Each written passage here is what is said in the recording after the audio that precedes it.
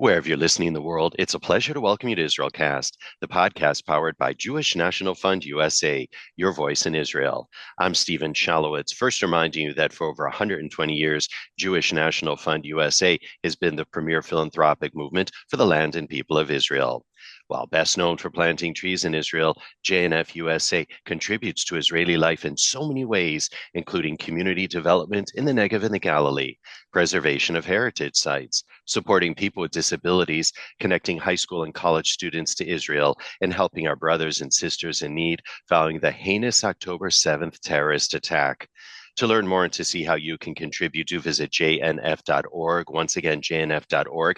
Plus, we'd love it if you subscribed, rated, and reviewed us, 5 stars, of course, wherever you get your podcasts. And we'd love it too if you shared the show within your orbit. All right, as for this episode, we turn to the relationship between the Black and Jewish communities. And here to help us take a deep dive into it, we are joined by Dana White, who is actively working to educate on the historical ties between the two groups, where things stand today, and how to strengthen the relationship. Now, a word or two about Dana, who has an absolutely fascinating journey with still lots more to be written. She is a managing director at Juno Collective, a marketing and communications firm based in Baltimore. Dana served as the assistant to the Secretary of Defense for Public Affairs and the Chief Pentagon Spokesperson for the Department of Defense and Secretary of Defense James N. Mattis. Her other career highlights have included serving as the Director of Policy and Strategic Communications for the Renault-Nissan Alliance in Paris. She was a professional staff member on the Armed Services Committee of the U.S. Senate, a foreign policy advisor on the 2008 presidential campaign of Senator John McCain, and an editorial writer for the Wall Street Journal based in Hong Kong. Dana also served as the Taiwan Country Director in the Office of the Secretary of Defense and director of the Washington Roundtable for Asia Pacific Press at the Heritage Foundation. She was a publicist at the Fox News Channel in Washington, D.C., and served as deputy press secretary on the U.S. House Republican Conference. In 2016, she published the book Leader Design, Become the Leader You Were Made to Be. And indeed, Dana is a phenomenal leader herself. She also has a fascinating academic background, which we'll share in just a moment. But for now, we warmly welcome Dana White to IsraelCast, who joins us now on the line via Zoom. Dana, welcome to the program, and tell us where you're zooming in from. Well, thank you, Stephen. It's really wonderful to be here. I'm right here in Alexandria, Virginia, about 5 miles from Mount Vernon, George Washington's home. A beautiful, beautiful part of the country. Indeed, Dana. Well, listen, thanks so much for joining us. And really, let's just begin. I just want to have you share, first and foremost, in a word, how would you describe Black-Jewish relations today then? In one word, I'd say it's distant. Distant. Distant. And before we really take a deep dive into what that means in terms of how it's distant, because we want to unpack that distance, and you're certainly working to make sure that that distance is no longer. If you can take us back really in history to the strong Black-Jewish alliance, which is actually quite rich because it never was distant. And if you can really set the stage for us historically, the ties between the two communities, especially in terms of academics, because there's a whole story behind that. Well, it really goes all the way back really into slavery. It's really important to understand that the slave used the Hebrew scriptures as their blueprint for freedom. The Israelites were inspiration. If you think about Black culture and you think about Negro spirituals, if you think about Joshua, the battle, if you think about those songs, those were inspiration for the slave. They were looking, when they talked about the promised land, they were talking about Israel. And that is where it starts. It starts as an inspiration. They were an enslaved people, and Let My People Go became an anthem of the Black slave. And so it starts from there, but through that, through slavery, also with Jim Crow, many, many Jews also suffered the quota system and the same discrimination that Blacks did, and were often, and many people don't know this, but many Black medical schools had half or many Jewish students because Jews were not permitted at Columbia or UPenn medical schools. And so Meharry or Howard had large Jewish populations because of the quota systems that were used against Jews. And so Blacks and Jews grew up together in this country in many ways from an education standpoint. And then if you also think about the fact that and I know we'll get into this more, but if you think about HBCUs and during World War II, you also had a special visa program that was actually created by the Rockefellers. The Rockefellers actually sponsored it to get scholars out of Germany.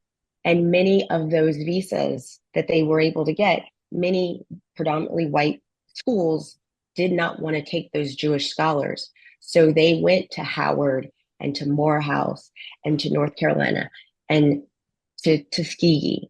That's where they found a home. And then from that, here you had European Jews coming to America, and they saw firsthand Jim Crow and segregation. And they said, and many of them reflected, this was me. This could have been me, but now I'm just not the victim.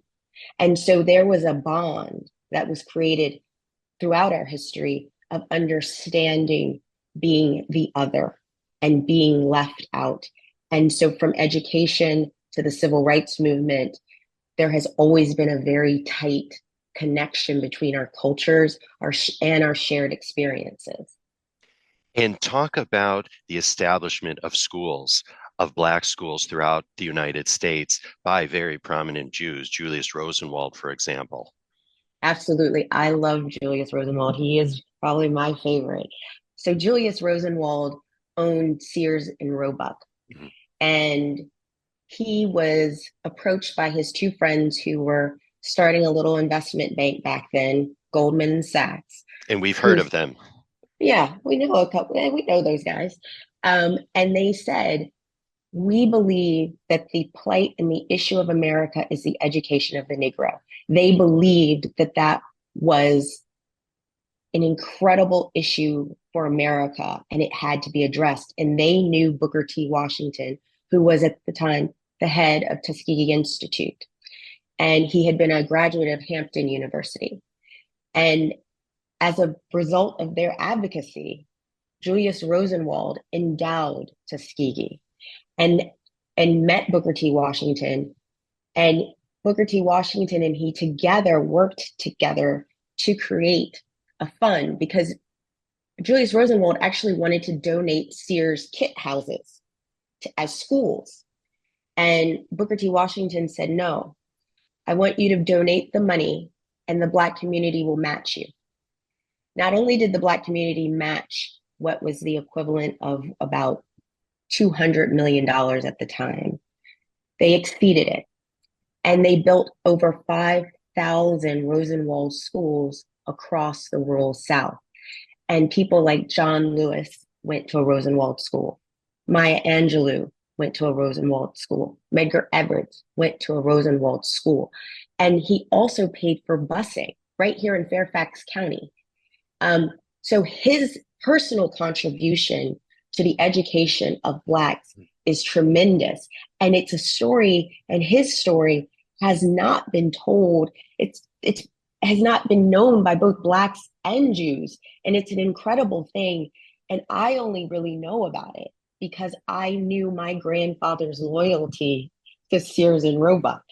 Okay, and that's where I want to go right now. I'd love you to share your own family story in this whole relationship with the Jewish communities where they lived. Absolutely. So my grandfather was born in 1896, and he was actually born on the same plantation that had enslaved his grandparents. And I had seen in his census that there were times where he wasn't educated and his brothers and sisters weren't. But as time goes on, they're all educated and he's going to school. And I assume that there was a Rosenwald school that was probably built in and around him. And my grandfather was so loyal to Sears. Every Christmas gift, every birthday gift, if it didn't come from Sears, he wasn't getting it. And I had no idea why.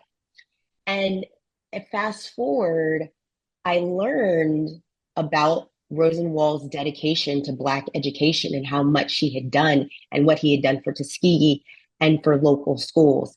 And so for my own family, my grandfather admired and always believed in patroning those who help you. And Sears was also one of the very few places in Charlottesville where Blacks could come and lay away things and come to the counter. So he had a great loyalty to Julius Rosenwald and thus an affinity for the Jewish population because of that ethos and the respect that he gave. And also, my grandfather, he was he was such an advocate for education that I know every day he said to me, I want you to be a smart little girl. That was the only thing that really mattered to him. And so education was everything. And and then on top of education, my grandfather, being in Virginia at the time, could only go to school through the eighth grade. Virginia only educated Blacks to the eighth grade. He got his high school diploma in Ohio. He came back later and became a janitor. And he had also served in the Army. He was a Buffalo soldier. And he had served in the Army, and he was a janitor at UVA Hospital. And if you don't And mind my there, interrupting, was sure, he must have been in World War One then? he was slightly after World War I. He served in the Philippines and out in the West, Okay. in the Western frontier. And he was a sergeant because he also could read and write. So he was a non-commissioned officer. And so that was all very rare for a Black man in that time. But he was a janitor at UVA. And there was a Jewish doctor named Dr. William Goodwin, who had also been a lieutenant colonel in the Army. And he recognized my grandfather. And he knew that my grandfather had his high school diploma. And he promoted my grandfather to the first management job at UVA Hospital for a Black man in the 30s. My grandfather once said, the Klan came and they didn't even bother with the sheets. So my grandfather was forever admired and appreciated Dr. Goodman's recognition of who he was. And because of his recognition, and unfortunately, Dr. Goodwin wouldn't go on to see a lot of what my grandfather would end up doing, but he would go on to lead another department in UVA called the Department of Respiratory Therapy. He invented a valve, sold the patent to the Navy, and then went on to become the publisher of the Charlottesville Albemarle Tribune. And none of that would have happened had it not been for the one decision of Dr. Goodwin. Yeah, the whole trajectory of the family Absolutely. just changed just because of that one man.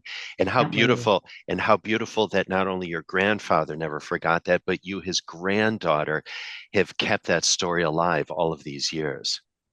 I feel like he so instilled it in me. And I feel like actually Rosenwald has almost haunted me most of my life because I went to the University of Chicago and a hall I used to always be in was Rosenwald Hall. And I just recently took my niece to U Chicago and I got a picture of her in front of Julius Rosenwald Hall. So it's all divine. It's all divine. There's no such thing as anything random in life, is there? Absolutely. There is not. I am a firm believer. We can do a whole episode on that. So that was your father's father. And I understand that your mother's side of the family also had connections and ties with the Jewish community in Philadelphia. Absolutely. So my mother grew up in Kensington in Philadelphia, and she grew up in a primarily Jewish neighborhood. And to this day, my mother will talk about the Freeman Brothers. There were five Jewish brothers who actually never had children, which is quite sad. But I'm so proud that we can be talking about them today because the Freeman brothers were so kind to my mother. They used to bring her taffy. They used to give her a dime to go get Mr. Tommy a cigar. And my mom was like, a dime. She was rich with a dime. And they were so kind to her. And she used to talk about going to Mrs. Fisher's Deli. And she used to get kosher pickles. And And Mrs. Fisher used to actually take her to synagogue. Mrs. Fisher was a widow, and sometimes she would just take my mom to synagogue with her. And the very church that my grandfather, my maternal grandfather, preached in was a former synagogue, Disney AME Church. And so my mom grew up among Jews and reading Hebrew scriptures at the beginning of every class day. So she was so very familiar, and her friends, and they danced, they did everything. There was closeness, and there was an understanding, and there was an affinity. And she had fond memories. So when she came to Howard, coming from a very different experience than, say, my dad coming from Charlottesville, they both had they had great affection for Jews, and they had friends and colleagues, and they understood they had similar histories, and they dealt with similar challenges. And it's so important to keep those stories alive, Yes, isn't it? absolutely. I mean, It is. you as the daughter and the granddaughter. It is so important. And what surprises me sometimes is how few Jewish and Blacks Yeah. know these stories, because especially around the civil rights movement, you just you can't overemphasize how important Jewish support was, funding and showing up. You know, And that's Dr. where I want Benj to go. And that's where I want to go with you right now. If you can talk about the Jewish engagement, which I think some people know, but I think only surface level. So if you can kind of do a little bit of a deep dive there for us, Dana. Absolutely. So Dr. Benjamin Chavitz, who was the former head of the NAACP, and it's important for your viewers also to know that 4 founding members of the NAACP were Jewish, 2 were rabbis.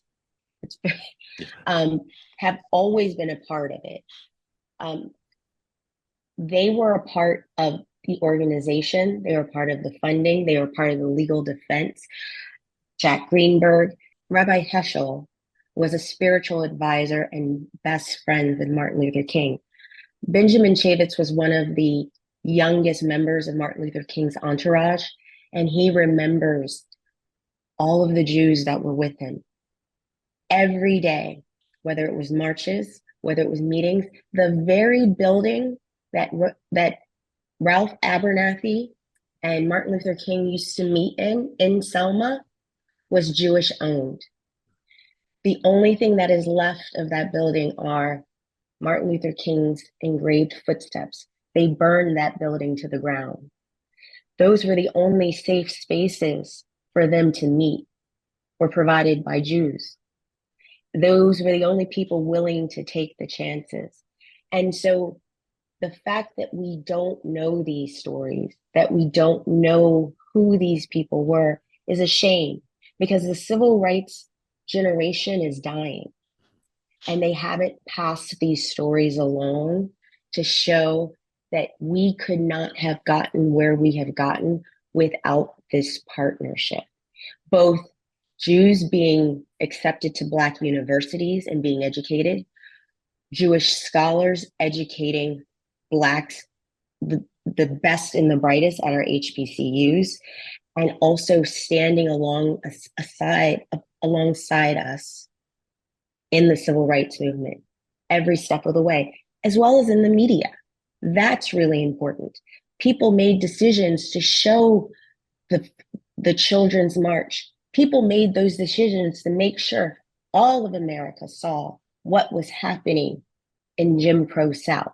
That could not have happened without the support of Jewish Americans.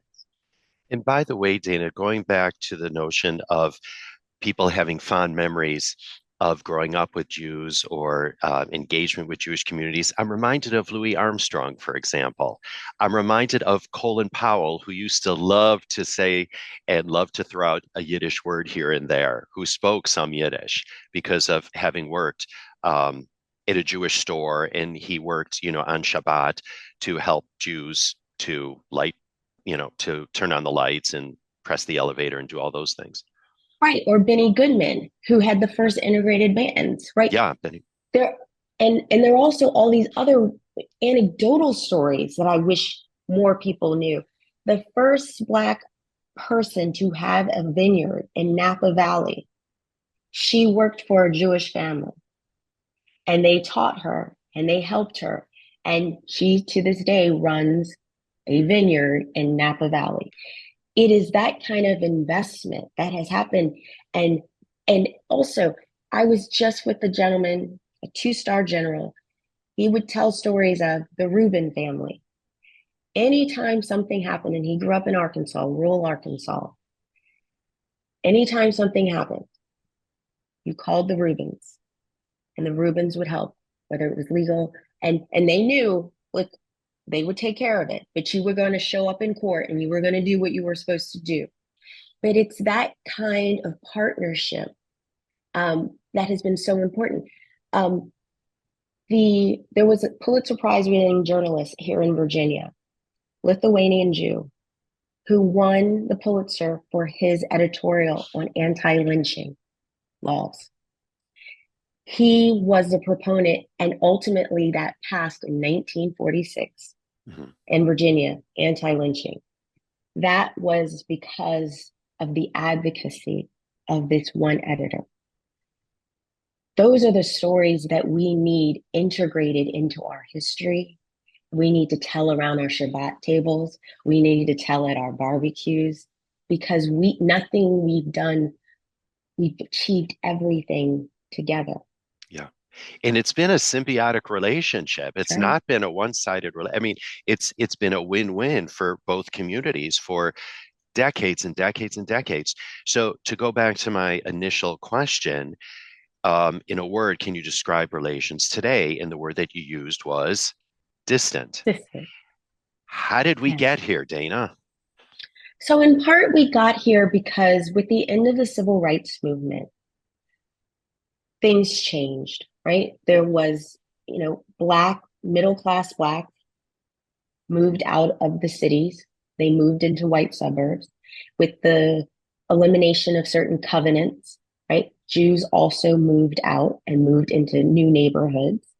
And you left a very vulnerable Black population within our cities, coupled with the onset of the Great Society and the welfare system and the hollowing out of manufacturing in our cities, created this perfect storm of a very vulnerable Black population that no longer one had true connections to Jews as they once had. And they also didn't have connections to middle class Blacks who had also moved away, who could also tell those stories, and so you had this distance. And then, but filled that vacuum, and with the high incarceration and with the crack cocaine epidemic that happened, you had people like the Nation of Islam and other Black liberation movements come in and fill the vacuum. And they told a story that was laced in some about empowerment, some about Black men taking their proper place within their families, but it was also laced with vitriol hatred against Jews. And that insinuated itself into that community. And without a counterbalance, without knowing someone, without having those stories, it took hold and it became very normal. And then things like the Crown Heights riots also didn't help. And this understanding or feeling as though Jews were given special treatment when there was a Black child who was dead. So those things sat in the memories. And there are people who stoke and have continued to stoke those tensions. And without a counterbalance, it's hard to say there's more to the story. I'll give you my own example. My hairdresser is in Williamsburg in Brooklyn, and she's right near a Hasidic neighborhood. And she said to me one day, I don't understand why Orthodox children can walk around these neighborhoods at all hours of the day and night. Nothing happens to them. Whereas our children get shot. And I didn't have an instant answer for her. And I asked a Jewish woman, she says, well, first of all, Dana, you need to understand something. The Hasidic community is a very special community. It is a very tight and close community. And the women in that community know all the children. They know where everything's going. They know everything. And they are protected. There's a community. And it hit me. And I said, Blacks, we don't have community anymore. We have neighborhoods. We used to, because when my mom was a kid, Miss Mary saw my mother do something. She would pick my mother up, spank my mother, and take her home, and my mother would get spanked again because there were standards. But that has deteriorated in the Black community. And as a result, instead of understanding what has been lost in the Black community, animosity has been created towards the Jewish community. And I told her, I said, it's not because of them. It's because of what we don't have.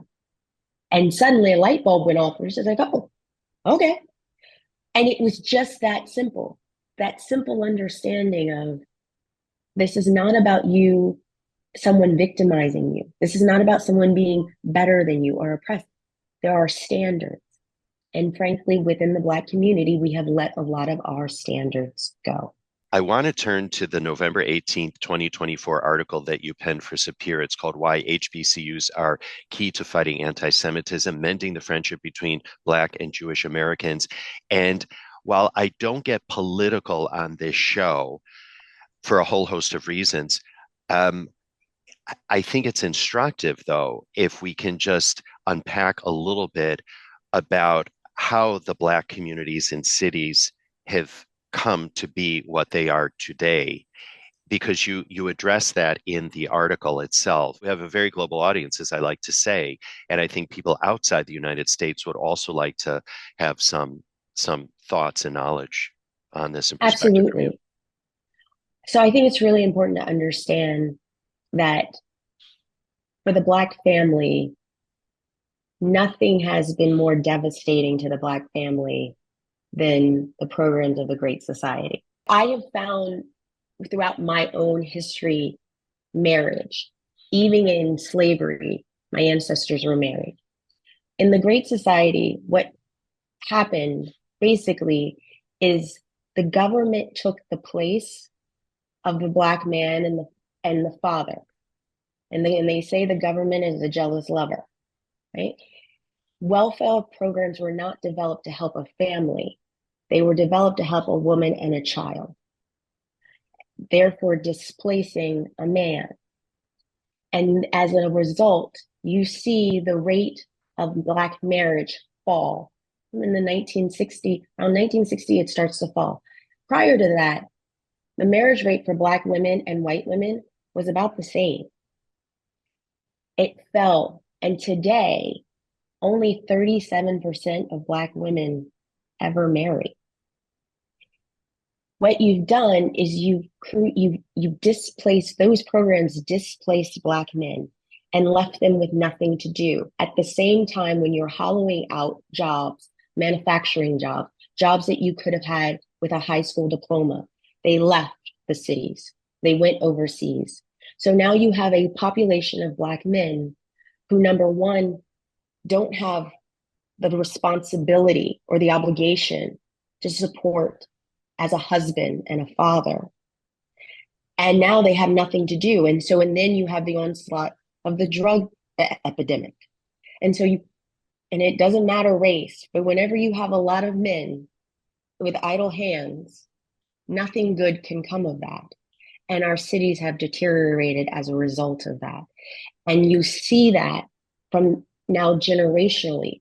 And I will tell you that program and those programs have done more to destroy the Black family than slavery or Jim Crow ever did. Because even in Jim Crow, I can look back at my own family history and everyone was married. And actually, very few of the women in my family worked outside of the home. Their husbands were taking care of them.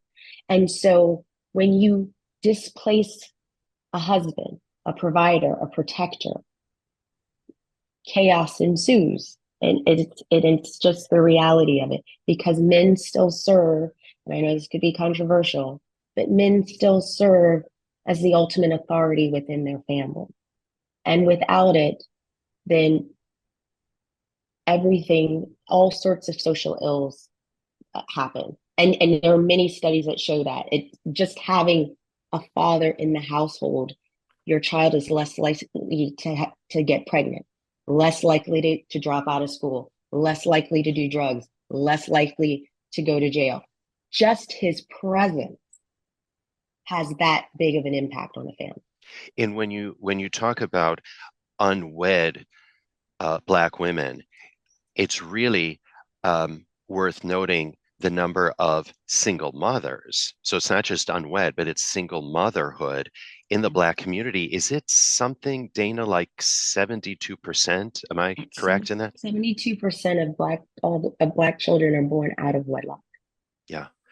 And Um, I mean, at the end of the day, that's a recipe for disaster when we're talking about what you've just shared with us. And so interesting when we talk in just a moment about again some of the rifts in the community and what's going on in the Black community. In that same article, you wrote something that I want you to elaborate on because you wrote, quote, Black culture, the positive, the negative, and the neutral forecast the future of American culture. And I want you to elaborate on that, but particularly so as it's the Black culture coming out of the cities, because let's face it, it's not the Black culture that's coming out of suburbia. Absolutely. It is the cities, it's Black culture that drives American culture, which makes it so powerful. If you look at everything from blues, gospel, um, bluegrass is influenced by the blues, country music, everything has its roots Hip hop, in Black hip hop, language, the way we talk. I mean, it is amazing to me. I will fashion. tell you, fashion. Um, I remember the first time when I heard Tim Russert on Meet the Press actually use the word "dis." I was like, "What has happened?" Right? Um, so what happens within the Black community is we are the canary in the coal mine, for good or for bad. The drug epidemic, people didn't care when Black children and Black people were dying in the cities from crack. They ravaged our cities in the 80s. But now what has happened? The opioid crisis has happened. The same cancers of society that affect us, they affect us sooner, but they will spread.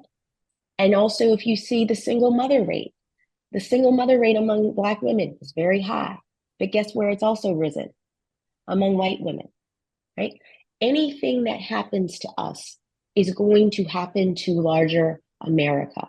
And it behooves Americans to care what happens to Blacks, particularly in urban environments, because what happens there will make its way out, whether it's hip hop, whether it's rock and roll, whether it's blues, or whether it's drug epidemic. It happens to us first. And there are probably a number of reasons why, which we'll leave for another conversation just in the interest of time, Dana, because I'm absolutely fascinated by that phenomenon. Then, if we go back then to this anti-Semitism, the rise in anti-Semitism among the Black community, and also the anti-Israel rhetoric as we're seeing today, if you can address that, and if you can talk about really the antecedents for that, you've addressed some of them, but if you can do a little bit more of a take for us. Well, one thing that's changed, I think, is the Black church. Mm-hmm. So the church was and continues to be the heart of the Black community. But you've seen over the years a change for thinking about ourselves as victors to victims. And that hopeful message of a promised land, of overcoming, and that what you see does not determine your future. That has changed. That rhetoric has changed in our churches and therefore has changed somewhat of our mindset and thinking about what we can achieve. And it also has to do with the reliance, I think, on government. I for my background, I'm a Republican. But when our politics became more important than our principles, I think that also marked a shift because the Democratic Party with LBJ did open up all of these programs, so many programs that were earmarked for Black people. But some of those ish problems were also programs also took away Black independence, right? So you saw a lot of transition. When my dad was at Howard, there was a Black insurance company on the corner. There were Black banks. There were Black cleaners. In segregation, Black people had their own businesses. And in some ways, different from the Jewish community, because Blacks were segregated and it was a legal issue as opposed to somewhat of a social issue. It does something different to your mind because if I don't have what you have, then I'm not as good. As opposed to, I have my bank, I have my insurance company, I might want to work with you, or I might not. And you saw a great transition of a lot of Blacks going into civil service jobs. If you look in Washington and you look through the civil service, there are many, many Blacks that serve in civil service, which is a fine profession. But you also need entrepreneurs. We had hotels, we had motels, you had Black Wall Street. But with the opening up with integration for Black people, it's like, oh, suddenly I can go be with white people. And now I don't have to go to the Black department store or the Black corner shop. I can go to the white corner shop. I can give my money to white people. And that destroyed a certain sense and character of our culture and something that we still are dealing with and something that we must deal with. And it's something that we actually could learn a great deal from the Jewish community to understand how to maintain your own and to maintain your own sense of community and empowerment. Yeah, in and of itself, I mean, it's a good thing that the door is flung open, that everyone can shop where they want to, they can go eat where they want to, they can go travel where they want to, or stay where they want to. I mean, you're talking about staying where they want to. There's that famous story about Lena Horne and her daughter going swimming in a swimming pool, and I believe it was Las Vegas, and then they drained the swimming pool afterwards. And so, thank God, those days are over. But what I think I'm hearing you say is that, again, the Great Society, while it might have been well intentioned, actually had some very negative consequences on the Black community. And then you had people, obviously, a Black community that was left in the city that in many ways was impoverished, and the community, the sense of community broke down. And you had people then that capitalized on that and that started blaming the Jews for it, right? And Absolutely. that was going on, dare I say, in churches, or the Louis Farrakhan's of the world, who wasn't a church, is the Nation of Islam, and Absolutely. started really blaming the Jews for the problems within the Black community when the Jews had nothing to do with those problems. Because I'm also reminded, I mean, dare I say, of Reverend Wright. I mean, we talked about Chicago. Yeah.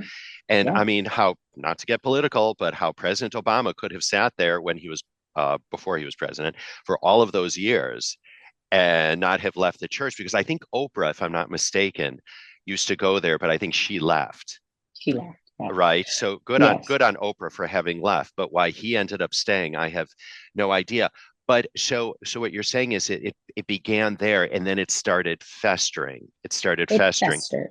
Yeah. Right. But I would imagine that it was also a, just a sense of the culture said we need someone, we need a scapegoat. You know, it's the old thing Absolutely. about the Jews being the scapegoat, because it makes absolutely no sense. And I would also have to imagine, and please correct me if I'm wrong, that because ultra liberals, it wasn't a cool thing to support Jews or to be Jewish, as we're seeing in Hollywood today, or we're seeing in academia today, or we're seeing in the media today, or pick anywhere else, is that the Black community then also, or many in the Black community, attach themselves to that whole ethos. Am I Yeah. correct in saying that?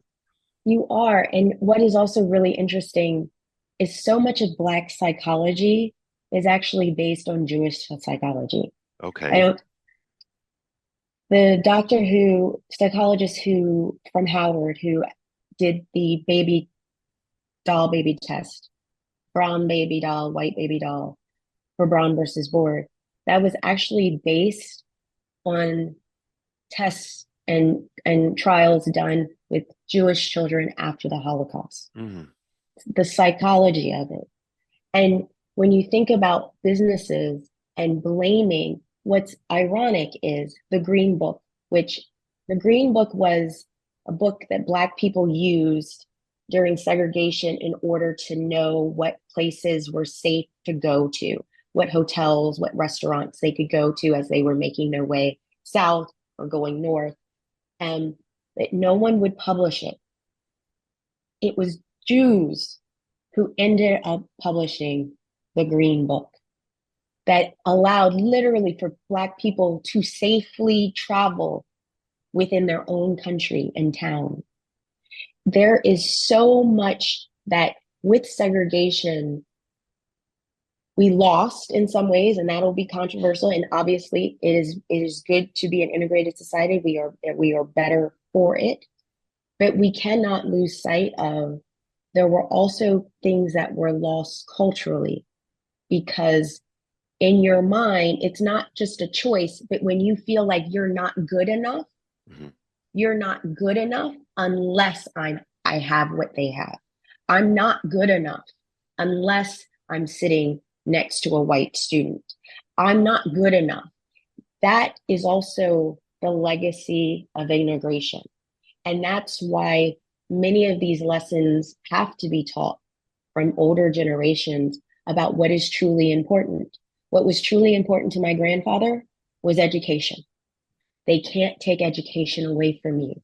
It doesn't matter if you sit next to a Black person, white person, it doesn't matter. You need to be smart. You need to add value. And if you don't learn that, then you're always looking around about what you don't have. And Jews become a very convenient scapegoat to say, well, why do they have that? And why do they have this? And in some communities, I hate saying this, is that Jews have become the super white people because Black people are in many cases, are much more familiar with white people than they are with Jews. They don't know Jews. And they see them as these super white people and have no appreciation for the history, have no appreciation for the struggle, have no appreciation for the culture. And as a result, they're very vulnerable, and why anti-Semitism, as I write, has become very normalized in a lot of Black families and on a lot of Black campuses. And can you talk then, Dana, about what's going on at HBCUs today, or even amongst Black students at other campuses? Well, what I will tell you, what was interesting about writing this article and what was asked is like, hey, Dana, HBCUs didn't really seem to have all these encampments. And I said, because it's been normal since the 80s and 90s to be somewhat anti-Semitic. Also, you don't have as many Jewish students at HBCUs like you did in the 60s. You have many more Muslim students. You have a higher percentage of Arab students. And you have the Palestinian narrative on those campuses. You had the Nation of Islam, which was much more impactful, I would say, in the 80s and the 90s than today. But they also infused this notion of colonialism and that Jews were colonialists and this alternative narrative. And that penetrated these campuses, and without a counterbalance, that became normal. I don't know what you're talking about. And then on top of it, socially, I don't know any Jews.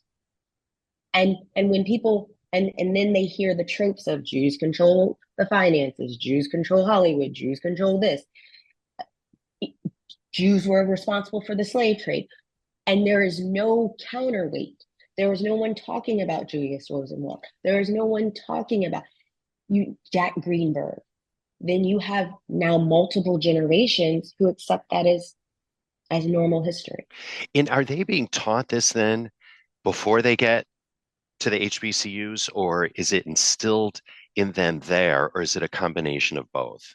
It's a combination. I wouldn't, there are some, like Dillard University has done a really good job, and Morgan State have also done a really good job in creating Black Jewish historical curriculums.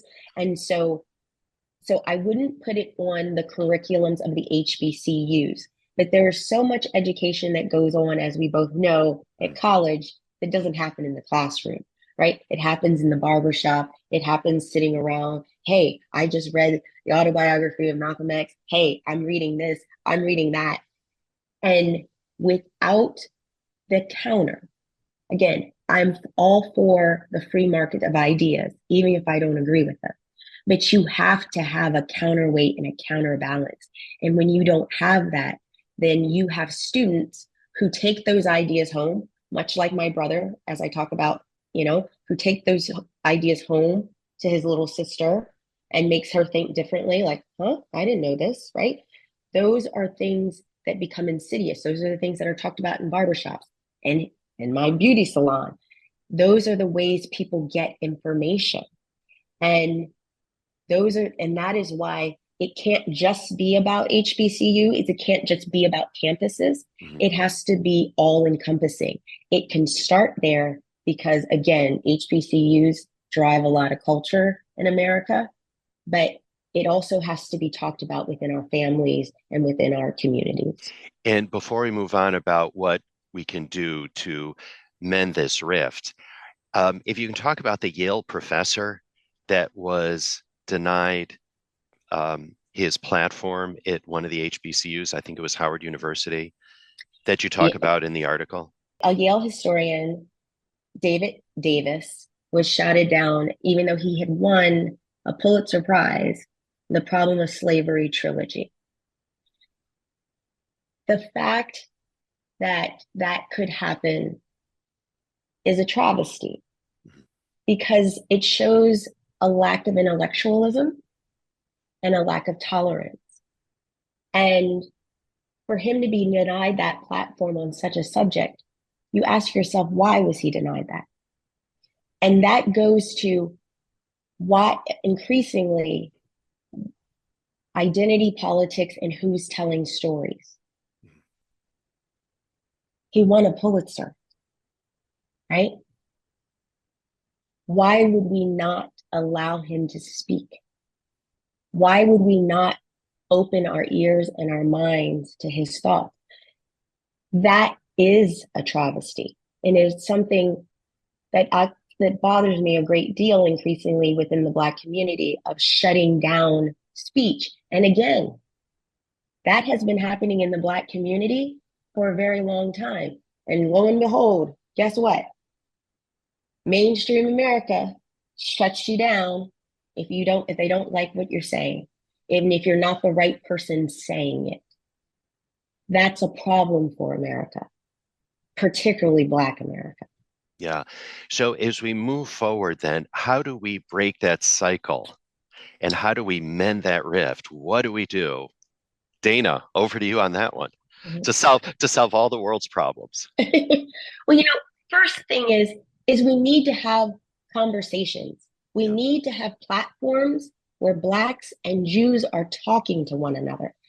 That's the number one thing, because I will tell you, unlike my mother and my father, I also have known growing up, I knew very few Jews, right?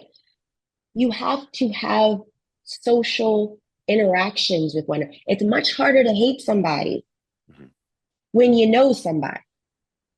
And so that's the first step.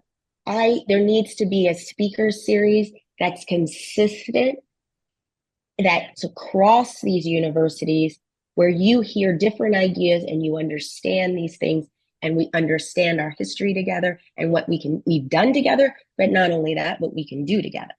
2, we also need to honor civil rights icons like Julius Rosenwald and Jack Greenberg. This kind of tirade against statues and buildings. If you put somebody's name on a building, then I am forced to think about who that person is. I am forced to think, why is this the Jack Greenberg Law School?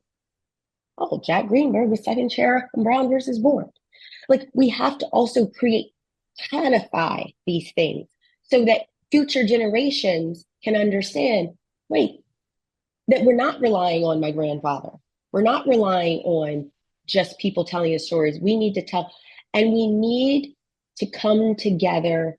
And and the challenge I think for Jewish Americans and my Jewish friends is Jewish Americans also have to explain to others their experience because too many, and while the Jewish community is a very diverse, colorized, it's a very diverse, and people don't even know. They're like, they haven't been to Israel. I've been to Israel.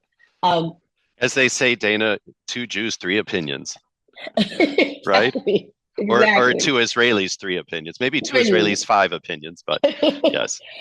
But to also understand the diversity of Jews, Yeah. right? That has to be understood because I will tell you, from most Black people's perspectives, Jews are just white people. I don't know what am I don't understand. Mm-hmm. Like why are they different? And then on top of it, like I said, sometimes they're considered the super white people. So that also has to be explained. I had a very good friend whose last name was Summers, but her mother's last name was Levine when I was in high school. And she dated a waspy boy from Cape Cod. And they started making anti-Semitic jokes. And she didn't know what to do. And I remember her telling, and I remember being heartbroken, her telling me this story. Because I thought to myself, listen, I'm Black. Everywhere I go, I'm Black. This is me, right? I don't know what's behind the curtain. And so I thought how terrible it was for her to see and hear and be a part of friends who hated her mother and her. And what does she do? And to be pushed out just as quick if she were to say, well, my mother's last name is Levine. And I thought that was awful. And I thought it was worse because everywhere I go, it is what it is. Like, it is what it is. But to have a window into opportunities, into a world that you will get shut out by simply revealing who you are, is horrible. And I think that there's so much that Blacks need to know about Jewish identity and how Jews have had to manage it. And let's be clear, there's a reason why it's not always a good thing to raise your hand and say, I'm Jewish. Yeah. Right? Especially today. Right? It's very, but I think that needs to be unpacked. And more young Black people need to hear those stories and understand that and understand how those students felt and why their culture matters and why it's wrong. Yeah. I really hope that this distance just shrinks and doesn't exist anymore because I think the two communities can benefit so much from a real true, I don't know if the word alliance is the right word, but just this partnership, right? Because there are so many similarities. I mean, that again, it would be such a win-win. I hate using the word influencer, okay, for 12,000 reasons, but I'm going to use it. Are there Black influencers, whether it's entertainment, sports, government, that could come to the fore and really help to educate the Black community and people that are respected though as well? Absolutely. So number one, Robert Smith. Robert Smith is the largest donor to Morehouse College. He is a very strong supporter of Israel. Okay. He and I and the Phallics we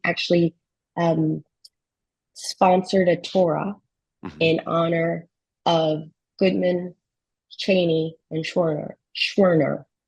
Um, there are Floyd Merriweather. I'm about to go to an event in Miami, and he's headlining the event. Oh, I love him. Van Jones has an Yes. initiative as well.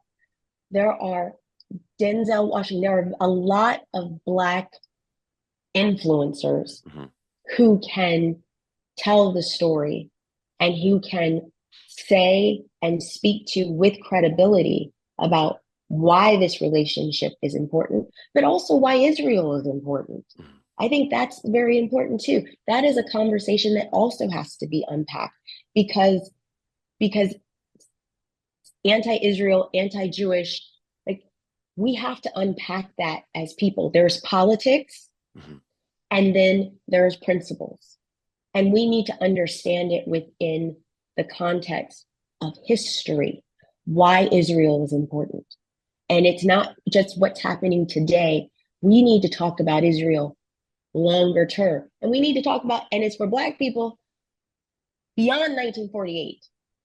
Israel is the promised land. When we talked about the underground, we were talking about Israel. That was the Israelites were our inspiration. Moses, Harriet Tubman was Moses. So we need to talk about the full context of Israel and what it means to the Jewish people and what it means to Christianity. That's also very important. And I think that's a great inroad. But many churches don't talk about it. And it gets very much caught up in race and color. And that's not what it's about. It's about the principles and it's about the context. And we have to learn it. And Dana, before we get on to your fascinating background, what can really then the Jewish community do to help foster this relationship? So I had a very interesting conversation with a friend who's working on this issue. It's very important for Jewish people to talk about the hard issues, Mhm. to talk about what hasn't gone right, right? To be honest about settlements, to be honest about the good and the bad. No one is perfect.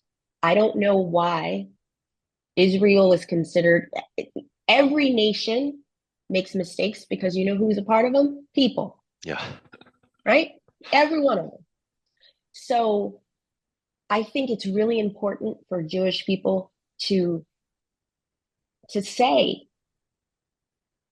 what hasn't gone right, to talk about there have been times when there have been Jewish landlords and who have done the wrong thing. Like there are things that we need to talk about and just bring it out and say it and say, or if you perceive it this way, because there's also a perception. Jews treat Jews one way and they treat everyone else another way, right? That needs to be unpacked and truly talked about. People need to understand that because it's not necessarily true. But I will tell you, in more than a couple of conversations, I have heard that among white people. I've heard that among Black people. And so it's for Jewish Americans to really unpack that and also talk about racism. Is there racism within the Jewish community? Is there colorism? Or colorism is such a strange word for me these days. My nieces have taught me it, but But we're going to go with it.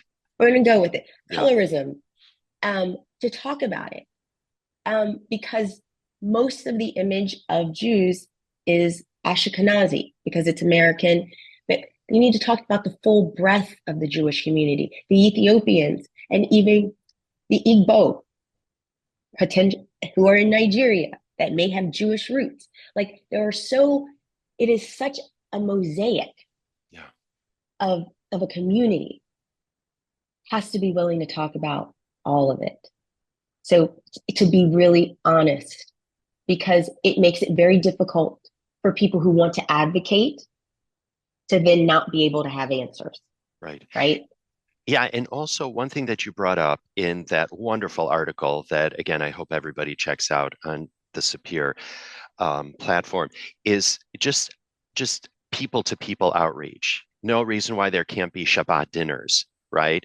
And inviting members of the Black community, and so that they can understand what Shabbat is all about, a little about Judaism, and just to begin that kind of a dialogue. I will tell you, a year ago, I had actually been to more Jewish services than I had been to Christian ones. Really? I had. Um, I'd done Yom Kippur, I had done Purim. Did you Um, fast? I did not fast. Okay. I'm still with JC, so no Okay. fasting for me. Calling But you out there, Dana. um, Not yet.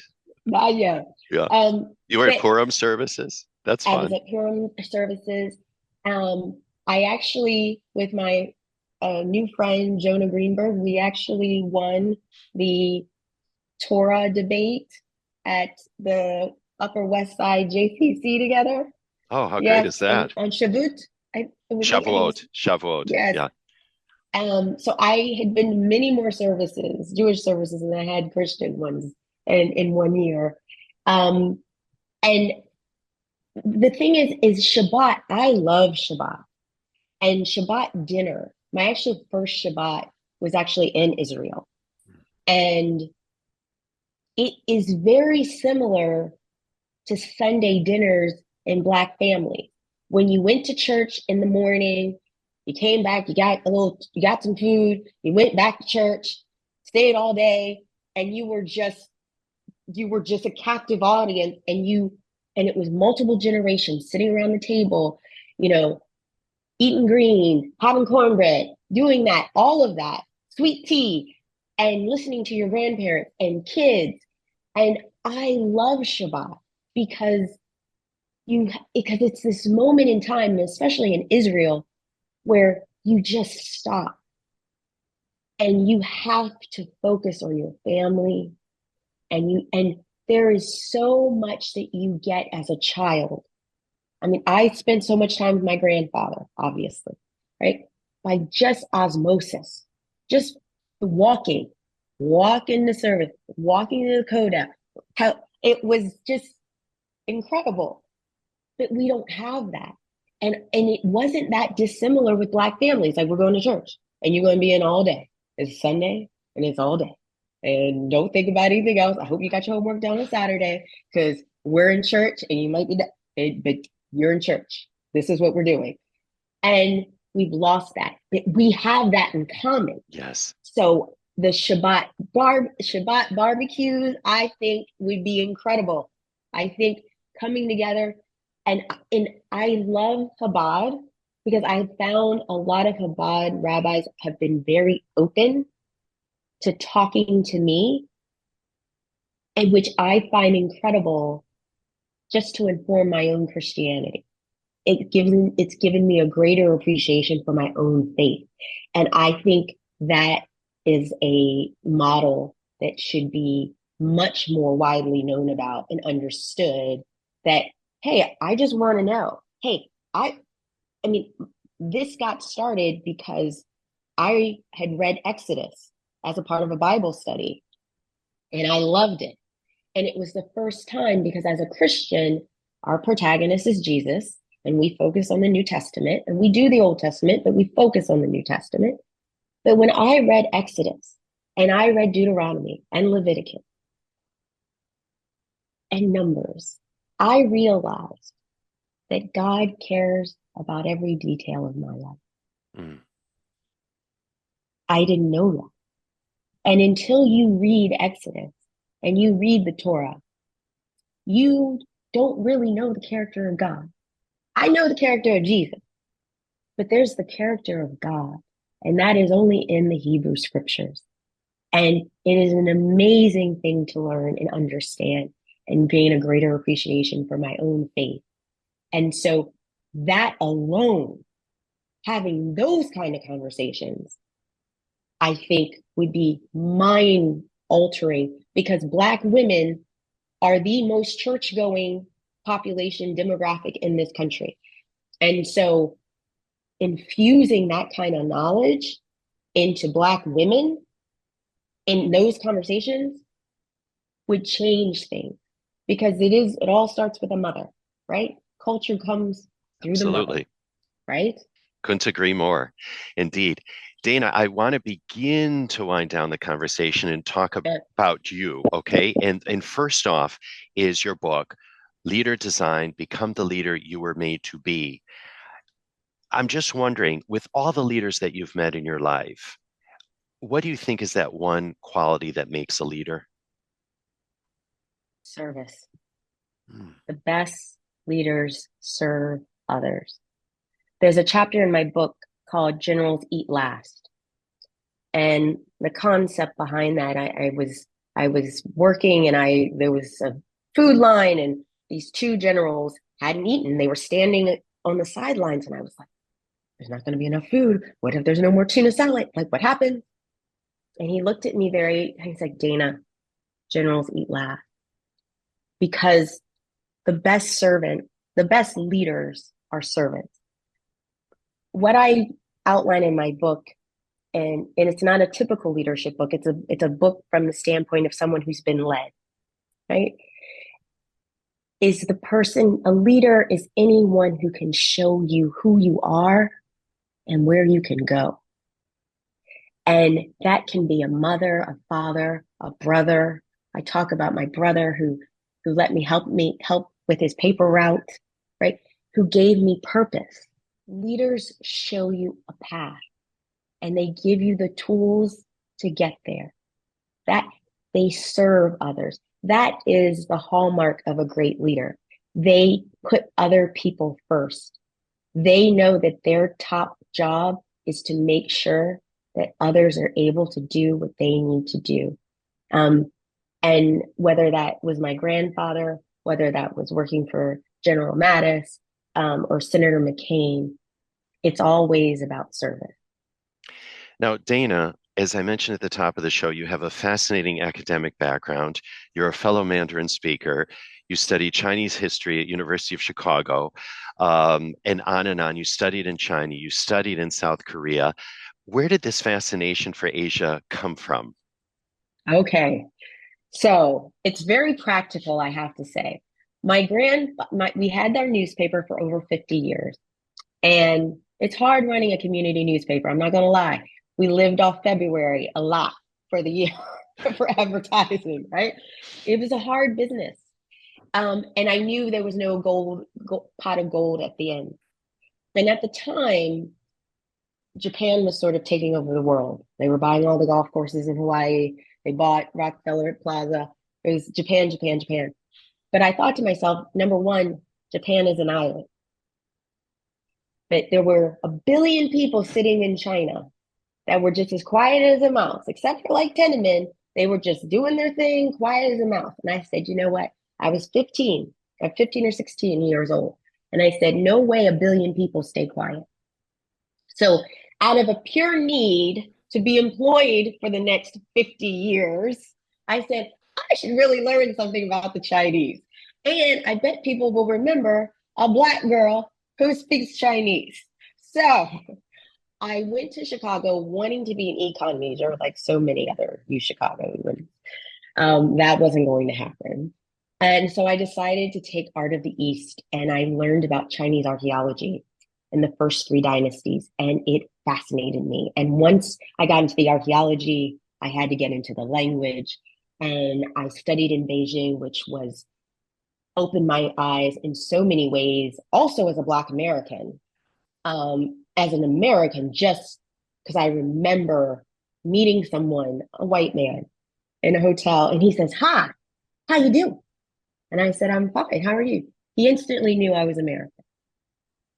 And he was like, "Where are you from? What you doing here?" And I just love language. I love stories. Um, China fascinates me. Stories fascinate me. And I studied in Korea for the same reason. I gotten a scholarship after the riots, LA riots, from the Korean Grocers Association to help bridge the divide within the Korean and Black community. And I loved Korea. And I think when you learn a language, you appreciate people in a totally different way. Yeah, because language is such a portal to the Yes. culture. Do you still, I don't know about you because like I don't really use my Chinese that much, right? Uh-huh. Having studied it and lived there and so on and so forth.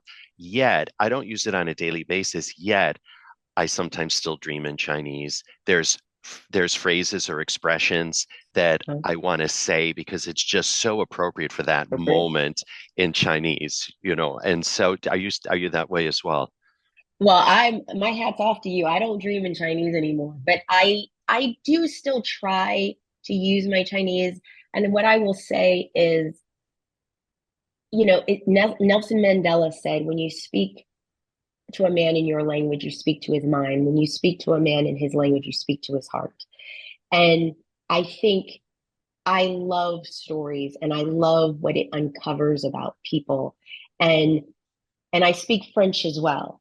And I will tell you, my French is better than my Chinese, but I so much more enjoy speaking Chinese because Chinese people are so kind and wonderful And when you about speak you. to them in When you, Chinese, right? Yes, yes, yes. they will just fall over themselves and are so polite. Although my Chinese professor always said, he's like, tones are important. He's like, Yeah. Dana, Chinese people are too polite to tell you when you've offended them. So make sure you get your tones right. Well, you can get into a Um, lot of trouble also if your tones are wrong with certain words. Absolutely. Yes. Absolutely. Yes, So, I've had that experience. And then final question really, Dana, as we wind down this very enlightening conversation, really thank you so much for your time today. I see you wearing a Magen David, a Jewish star. yes. Um, I've seen you in other forms wearing it. No, number one, what's the response that you get? And number two is just a larger question is you care so much and you're so passionate about this relationship between the Jewish community and the Black community. And I'm wondering, I understand in a way where it's coming from, but I'd love in your own words to describe the why and, you know, how passionate you really are about it. Yeah. So I started wearing this just after October 7th, Mm. because a friend of mine's daughter, 17, she was wearing her star on the subway in New York, and she was threatened by a Muslim woman.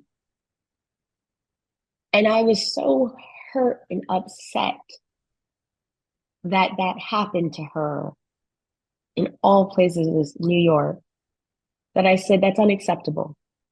And I have so many Jewish friends now, and you got upset a little earlier, but sorry. Um, it bothered me that in America, that any of my friends would feel afraid to wear their star. And I said, if you're too afraid, then I will. Um, Jesus was a part of the house of David, so I'll claim it. But I'm gonna wear it if you can't. And I had an incident when I was in Boston. I was wearing a yellow ribbon, and a girl came up to me and says, "Hey, I really like your ribbon," and um, and she just kind of went away really quickly. And an Arab woman came up to me and she says, "What did she say she liked about you?" And it was quite coarse, but she was obviously not native born, so I just took it as. And I said, "Oh, she likes my pen." And then the woman says, she looked at me with this look and she just said, "Do you mean she likes your pants?" And I was like, and it was just so odd. And then I just turned on her. I mean, I went full black girl on her. I did. I just turned on her and I said, she said she likes my pen. And so it means something to me because number one, I told you the story of my grandfather and how I personally been helped. And had Dr. Goodwin not made that decision, I wouldn't be here today. Um, and what Jews have done to help my community. And after October 7th, as a communications professional as well, I saw the world turn against Israel and turn against Jews within 24 to 48 hours. And they were all alone to tell their story. And it just hurt me because Jews have been a part of every social movement in this country. They were with Black Lives Matter. They were with lesbians and gays. They were with women. They're with Blacks. They've been with everyone, with people with COVID, Chinese. Like, Jews always show up, always, for everybody. And on that tragic day, not 24 hours, 48 hours later, you have people praising Hamas and calling Israel terror. It hurt me. And it's not right. And I'm the kind of person that if I don't see it, if I don't know it, okay. But when I know something's wrong, I can't turn away. And Jews can't tell this story by themselves. They can't. I wish the world was different, but you can't tell your story by yourself. You need other people to say and stand up and say this is wrong. And you should wear your Star of David. You should wear your kippah, because this is who you are. You are God's people, and you should never be ashamed of it. And no one should ever make you ashamed of it. And in some ways, I feel like that's the highest calling of a Christian, is to say, not on my watch, just not on my watch. So, yeah.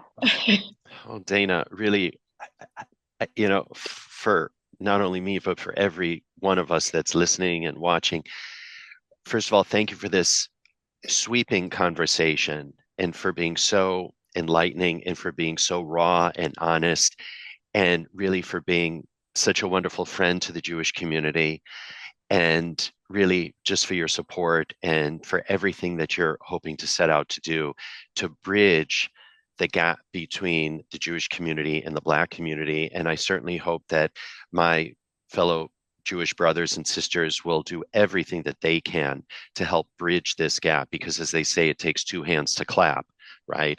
And so we can make beautiful music and a very loud clap once the Black and Jewish communities really come together as they're meant to be and as they used to be. And so I, for one, am actually very hopeful. You know, the Spanish have an expression, no hay mal que por bien no venga, which means there isn't anything bad for which good doesn't come. And I think we're in a really, really low point now, we, the Jewish community, in many facets right now. But I think in terms of the arc of history, I'm actually very, very hopeful. And so I want really hope to come out of this conversation by having you as a friend to the Jewish community. And I know that there are other Dana Whites out there as well. We've ticked off some of them already in this conversation that are very public. We know that there are some that are very private. But certainly we want to thank you, Dana, for enlightening us on this episode of the show. Thank you so much. And we so look forward to having you back on the program, because there's a whole lot more to unpack when Dana White is in the house. That's all I can say. Well, thank you. And I hope that this leads to many, many more conversations between our communities. Thank you Oh, so much, Stephen. absolutely. Absolutely. And we'll indeed have info about Dana on the show notes page of our website, jnf.org/IsraelCast. And of course, we do release new episodes of the show every other Wednesday. I'm even throwing in a few bonus episodes along the way. And just so you never miss an episode, do subscribe to us wherever you get your podcast. It's so easy. Simply search for IsraelCast. And don't forget to rate and review us, because that really helps with our rankings, which in turn make it easier for more people around the world to find us and to hear from absolutely extraordinary people like Dana. Or you can always enjoy the show by visiting us at our website. Once again, hope after all these years you've gotten it. It's jnf.org/IsraelCast. IsraelCast. Now, it takes a Holmo shop to put IsraelCast together. For that, we thank Vivian Grossman, Stefan Oberman, J.D. Krebs, and Ellie Kadrin. Our editors are Jay Rothman and James Casada from Miratone Studios right here in the very heart of New York City. And the music that you hear at the top and tail of the program is titled My Eden. It's by the very talented Rafi Malkiel from his album Water on the Tzaddik label. IsraelCast is powered by Jewish National Fund USA, your voice in Israel. For more info about JNF USA, do visit jnf.org. And if you'd like to write to us with story ideas, I'm sure Dana would love to hear from you, and indeed I would as well. So do email us at israelcast@jnf.org. Meantime, I'm Steven Shalowitz. Thank you for tuning in and looking forward to having you join us on future episodes of IsraelCast.